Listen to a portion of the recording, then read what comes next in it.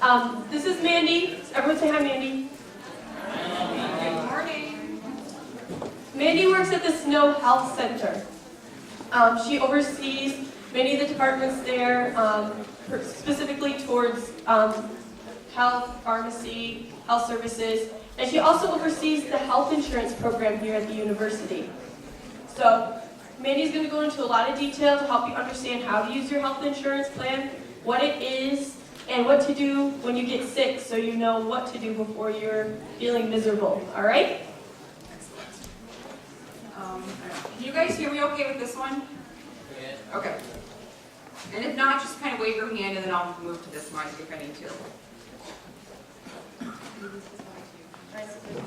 All right, thank you guys all for coming and sitting through this. It's going to be very informative, not the most exciting presentation ever, but it's important information for you to know how to use the student insurance policy.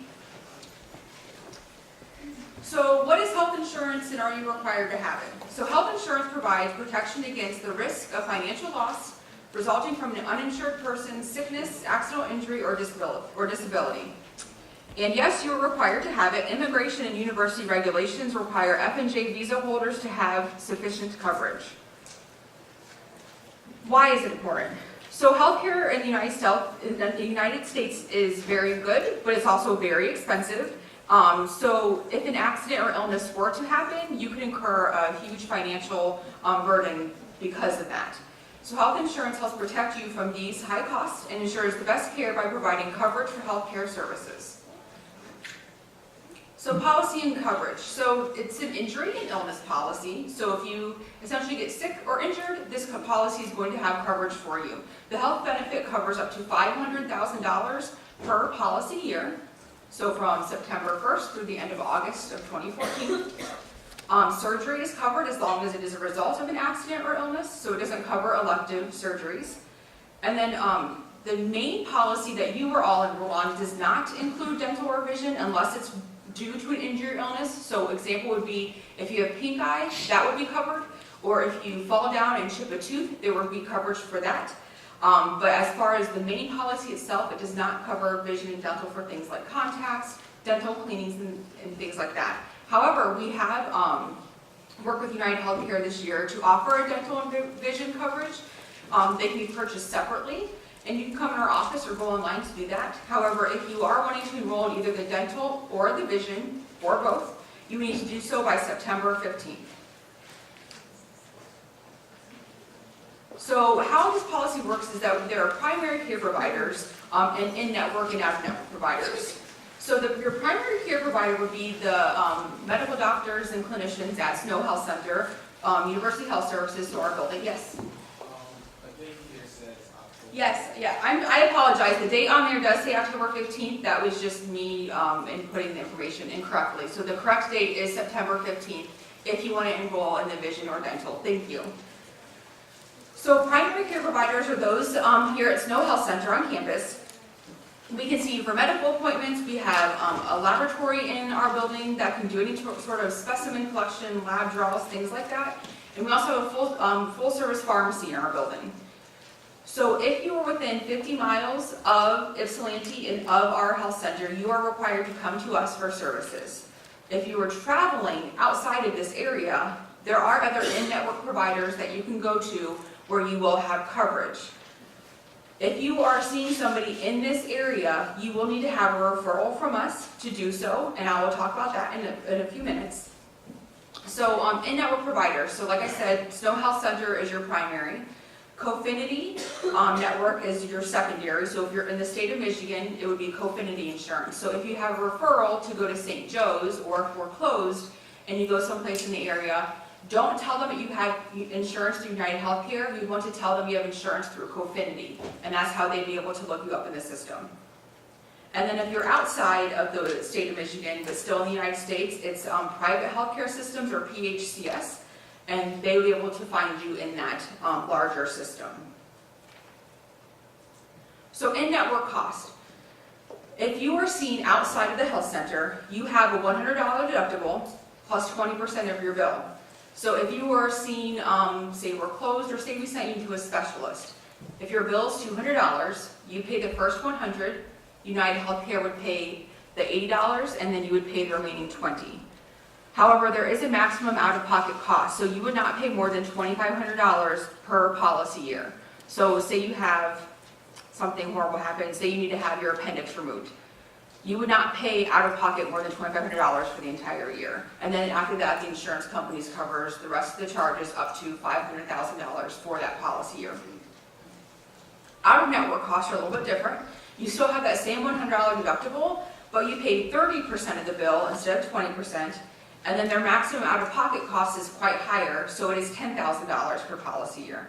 And then United Healthcare would pay the remaining up to $500,000 per policy year. It says 100. I'm sorry, it's 500. So urgent care. If you were ill when we were closed, we would recommend that you go to an urgent care facility over emergency room. And how they're different is urgent care is a facility dedicated to the delivery of medical services outside of the ER. So it's something that you need help with, but it's not an emergency. You're not needing rapid treatment for a pretty sudden illness or a trauma. How do referrals work? So if you are wanting to be seen outside of the health center, so say someone comes in and they're having some abdominal pain, we don't think it's urgent, but there's just something that's kind of going on that's been happening for a while, we would want to send you to a specialist. And what we would do is write you a referral from our clinicians to this specialist. Excuse me. If you do not receive a referral before going to the specialist, you are responsible for the charges. There are some certain situations where a referral is not needed. So those would be, if it's an emergency room, please go to the emergency room if it's an emergency. If you've fallen down, you've broken your leg really bad, if you're bleeding from your head, if you had any sort of head trauma, go to the emergency room. If we're closed, you obviously can't get a referral from us if we're closed. So there's weekends during those long breaks between semesters. During university holidays, we're closed. So if you need care and cannot wait until the following business day when we're open, then you don't need a referral for that. However, we do recommend that you follow up with us so that we can get you the proper information anyways and send that to the insurance company. Again, if you're more than 50 miles away from our clinic, you do not need a referral for that, but you will have those deductibles and co-insurance you're responsible for. For maternity services, we can help diagnose that you're pregnant, but once you are determined to be pregnant, we would recommend you seek outside care, and we would be able to provide you a referral for that if you are interested. But if you already have someone that you want to go to, we recommend that you check and make sure they're in network. But again, you don't need a referral for that as well. And then mental illness treatment. We do have a psychiatrist on our staff, but his schedule can get pretty busy. So if there's someone that you don't want to wait, or if you know somebody that you want to go to, again, you'll have the deductible, but you do not need to have a referral for that service either. So here, this is kind of a chart of how your payments or your responsibility for for cost is. So when you're seen here at the health center, your doctor visits or lab work, there's a $10 copay for. Again, when you're seen outside, it's a $100 deductible, and either 20 or 30% is covered, is your responsibility. Prescriptions are either $10 or $20, depending on what the prescription is. Most of them are going to be $10. Some are even less than that if the prescription costs less than that to us. Most generic forms of birth control are also covered on the policy at no cost, so there wouldn't even be a copay for those. And then mental health treatment, again, there's a $10 copay to see our psychiatrist. And then if you are seen outside, if your psychiatrist cannot submit the claim, you may have to do so on your own. Yes? I'm sorry, yes. Thank you. So I say this so often that it just comes as second nature. Okay. So from this chart, you can tell that it's best to come to the health center for services because it's going to cost you the least amount of money. Plus, you've already paid for the premium. So come, use us, pay your $10 copay. There are some services that are free when you're on the policy as well. So those services would be preventative care. So when performed at the Snow Health Center by our clinicians, the policy provides many services for free. So there's a general well visit that everyone on the policy is entitled to. This is a physical exam, plus various screenings that are determined based on your age, your family history, and your health history. So for men in their 30s and 40s, it may cover a cholesterol screening. just as an example. Or if you have a family history of diabetes, we would do a diabetes screening. And the clinician that you see will help go through what screenings are appropriate for you. But when you have that visit, you don't even have to pay the $10 copay for that. All those services are just covered for free.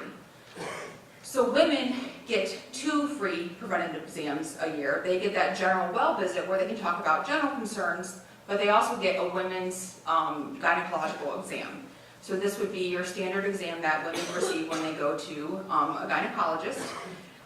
It includes the Pap test, some STI testing, and things of that nature, and then any concerns that they have can be brought up at that time as well. And we also do an immunization review. So what you can do is come and see our nurses.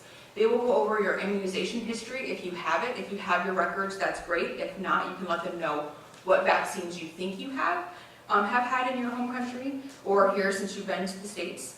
And what they'll do is they can provide you with the vaccines that are appropriate for, again, your age and your, what they say is lifestyle. So if you're living on campus or you're living in an apartment complex, there's certain vaccines that they may say put you at a higher risk, so they want to vaccinate you for those, such as meningitis. So if you receive vaccines like the flu shot, the Tdap, which is a tetanus, diphtheria, pertussis vaccine, or the meningitis vaccine, those, for example, would all be free for you. You wouldn't have to pay any sort of copay for your visit or pay for those vaccines.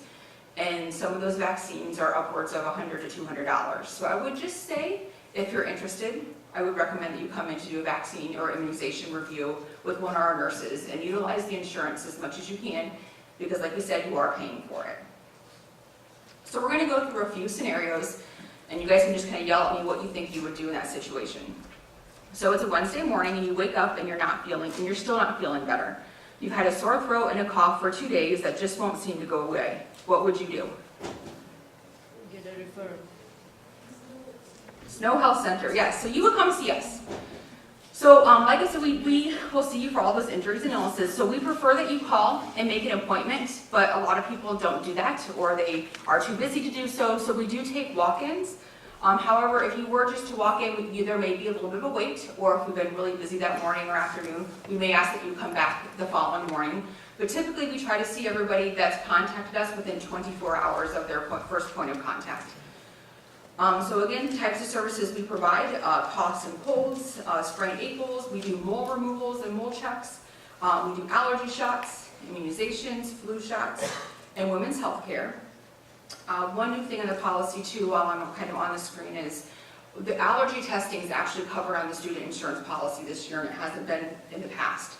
So if you feel that you might need allergy testing, what you would do is see one of our clinicians, talk about what your concerns are, and that would be one of the services that they could write you a referral for, and then you would just get your allergy shots here in our clinic.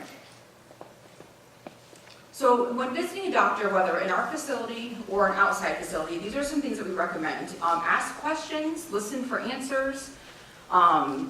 Feel free to take notes or write things down. You can also ask for your clinician to give you what they call discharge paperwork. So it gives you information on what you kind of talked about that day, what medications you're on, how to take the medications appropriately.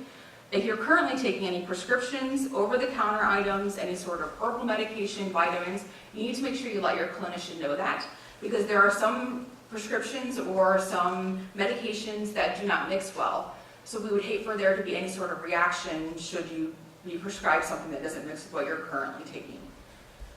If you don't understand what the doctor's saying, feel free to ask again or to ask for it in writing. And then if you can, but most people don't do this, keep a log or diary of your symptoms. So it could just be a mental note. So, okay, 3 days ago I started having, stomach pains, and then yesterday there was a headache with it, and today I just feel sore all over.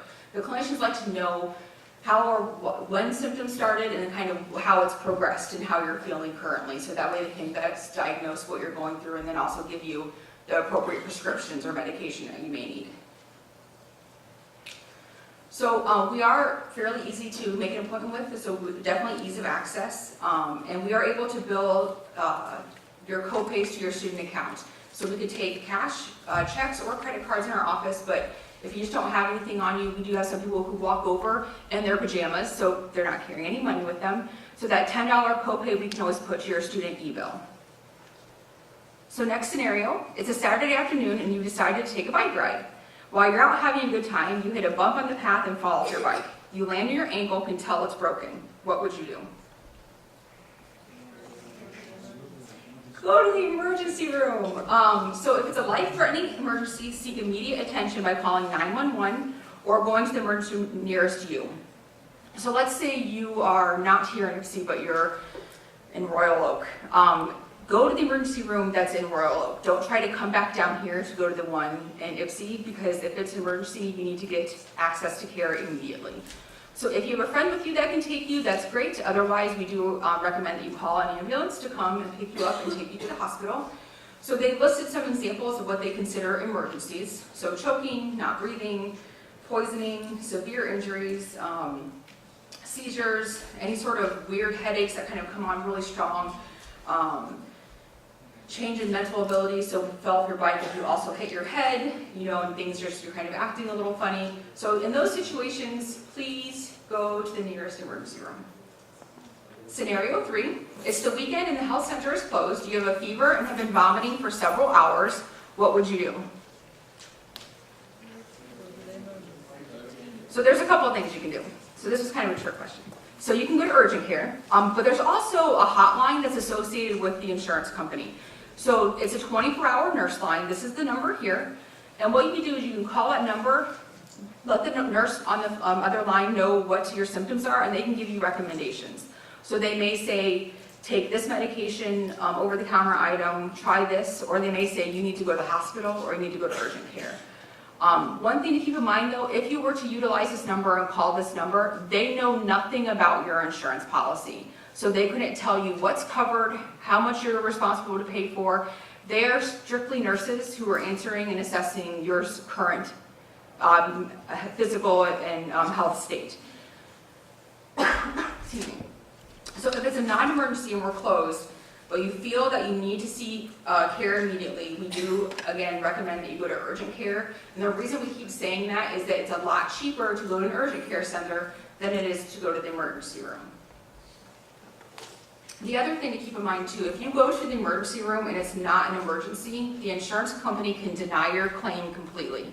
So what that means is, say in the past we had someone go for headaches, and while headaches can be very painful, but they had no other symptoms and they had a history of migraine, so they've always had headaches throughout their life.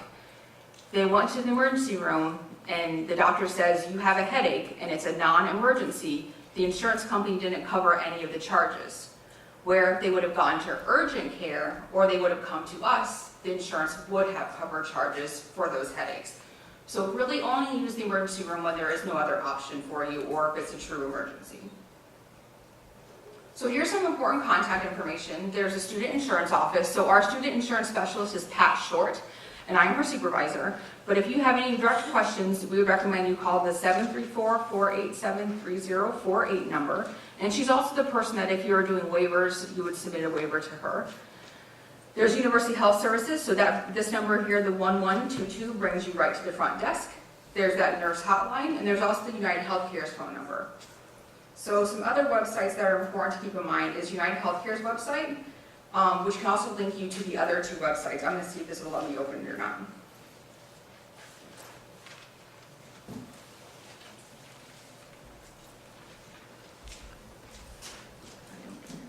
Okay, so one great thing about our company is that they have gone green this year, which means they're not printing a lot of material that we have in our office. The thing that's not so great is they've gone green and we don't have a lot of material in our office. So if you're looking to get any type of information, so if you want to print out a brochure for your records, if you need to look at any other forms, all this stuff is going to be available to you online. They also have some information that I will send to Emily or somebody over there in their office to forward to you. They have some publications with, and I don't know what they're called, so please bear with me. I'm sorry. With that little square that you click on with your phone, it takes a picture and links you to stuff. So that's on some of their publications. And they also have apps that you can download on your phone. So once you are enrolled in the policy, so technically you have coverage right now. But if you were to try to seek services outside of the health center, they won't see you as having coverage because we can't load your information to United Healthcare until after the waiver period is up. But once that waiver period is up, what we do is we recommend that you go online and create an account. This will let you print off your insurance card. It'll let you look at any claims that you've had, update your information. So if you were to move or change a phone number, you want to make sure you do all those updates with United Healthcare. So that way they can find you when needed or you can find them. So like I said, the brochure is online. So I would recommend that all of you take the time at some point here in the near future to look this over. It's just the insurance policy. It's 25 pages, but it does give you all the details on what's covered under the policy. So the biggest one to look at is kind of this chart right here, where it talks about the different services and what your percentage is. So if you see that it says 80%, I didn't make that bigger, or 70%. So those are the things that are covered under the policy. And I would just recommend that you look that over. There is a pre-existing conditions clause as part of the policy, which means if there's anything that you've been diagnosed with or have been receiving treatment for in the last 6 months, it is not going to be covered under our insurance policy for the next 6 months, unless you already have coverage with somebody else. So the most common example we have of that is somebody who has asthma. They can receive treatment here at our facility. We can certainly see them and write them prescriptions that they need, but those won't be covered under the insurance policy until they've been on the policy for 6 months. Let me see where I'm at here. 1 second. So just some billing information. So if you've gone on your student account, you should see that, there we go. You should already see the charge on there. So for new students, the charge is $559. It was a charge of $499 for your insurance coverage to start September 1st. But there's also an early arrival fee, which has you had coverage since August 17th. If you did not arrive in the country until September 1st, you can bring us your plane ticket and Pat will remove that early arrival fee. So for the winter semester, you will be charged $998, and this covers you for both the winter and summer semesters. However, if you are graduating at the end of the winter semester, you can bring us your I-20 or your DS 2019 to show your graduation date, and then we can remove the summer coverage for you.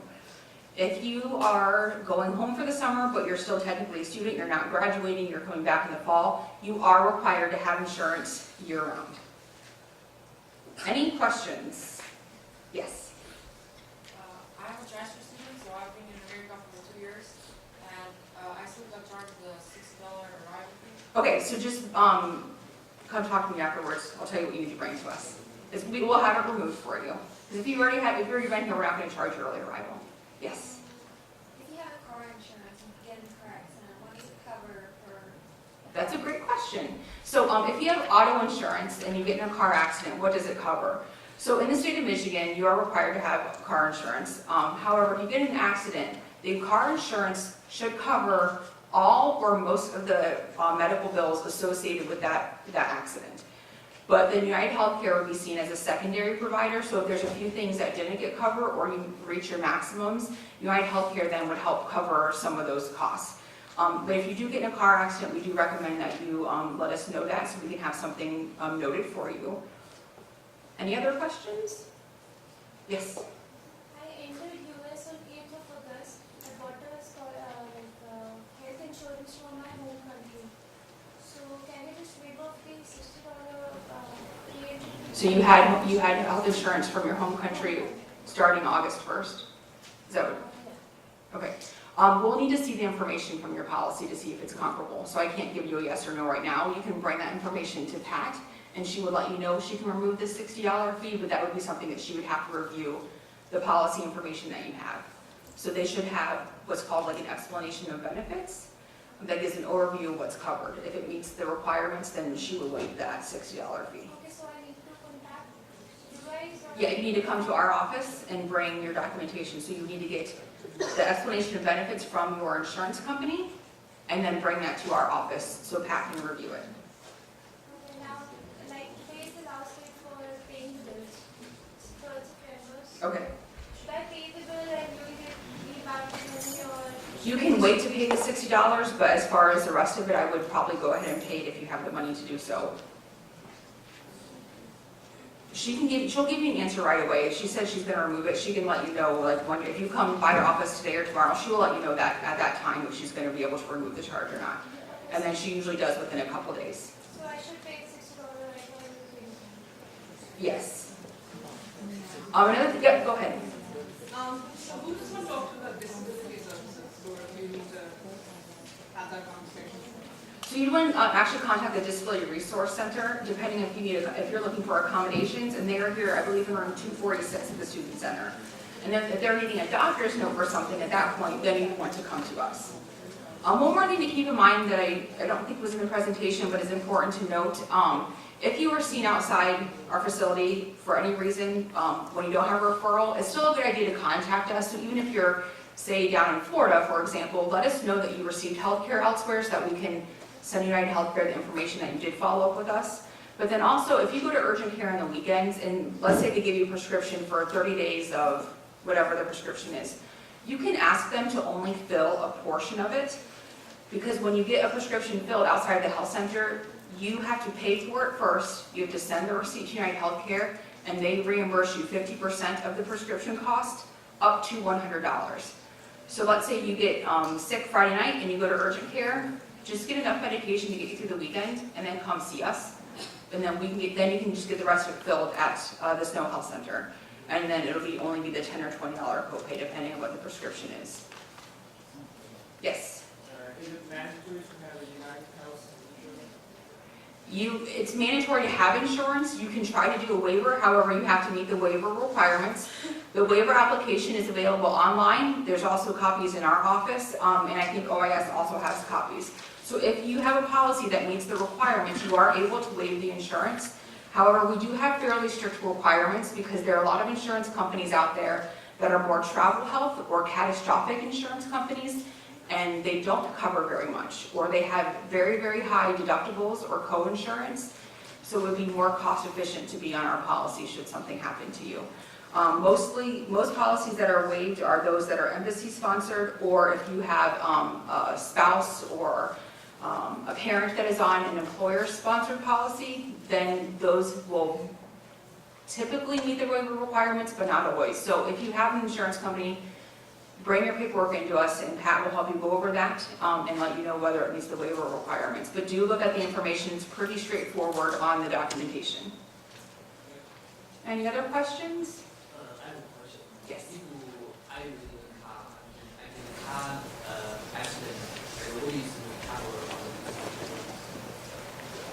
You said, are you referring to a car accident? Yeah. If I sit in the car. So if you're like a passenger in the car, but it's not actually your car? Yeah. So it falls in this really weird area. If you are in any type of car accident of any kind, whether you're walking across the street and somebody hits you, God forbid, or if you are a passenger of someone's car, the default is always the car insurance. So whether it be the other person's car insurance or your own, that is going to be the default payer. But if that's not available, so say someone hits you but then leaves the scene of the crime, I hope that never happens. First of all, file a police report. And then second of all, the insurance will cover the coverage and the cost of the visit that you have or follow-up care. So you mean car insurance coverage? Car insurance should always be the default. It should always be the one that covers the charges first. But if you don't know who hit you, if you're walking across the street, or if you're the passenger, and the driver's car insurance should cover your medical expenses as well. But if it does not, then United Healthcare would provide coverage for treatment. So the car insurance always happens first, and then if they don't provide something or you've reached the maximums, then the United Healthcare would pick up the cost of those. Oh, so it's full coverage. I don't think I'm hearing you very well. Because I love the car insurance have two kinds. One is full recovery, another is recovery for basic things. So Okay, so you're asking me a question. So I'm originally from Ohio, and our car insurance works a little differently. So I know Michigan has various levels of car insurance. I know there's one that's very, very low that doesn't cover anything. That would not be my recommendation, but you have to choose the coverage that best suits your needs. passenger or If you're a passenger of the car, if you're a passenger, the driver's insurance should provide coverage. If it does not, then you can use United Healthcare. Yes. Can we use this outside the US? Yes, I'm sorry. So there is coverage for this policy worldwide. For international students, though, the only place it doesn't cover you is your home country. So it has coverage whether you're here or Mexico or wherever you may be. There is coverage. There's also coverage to get you if you were to be injured either here or outside the United States, but not in your home country. It does provide coverage to get you back home if that's what you need to do. So they'll pay for like the plane ticket to get you home if that's what's needed. Yes. Yes. So as long as you meet the age requirements, the Gardasil or the HPV vaccine is covered under the student insurance. Any other questions? If you have anything else you want to ask me, I'll be down here for a few minutes if you have anything specific or personal that you want to talk about. Otherwise, enjoy IPSY Fest.